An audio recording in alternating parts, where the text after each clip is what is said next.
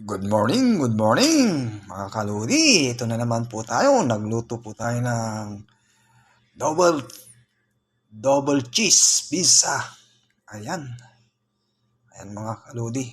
Kaya lang ito yung bread to. Sliced bread ang ating ginawa mga kaludi. Ayan.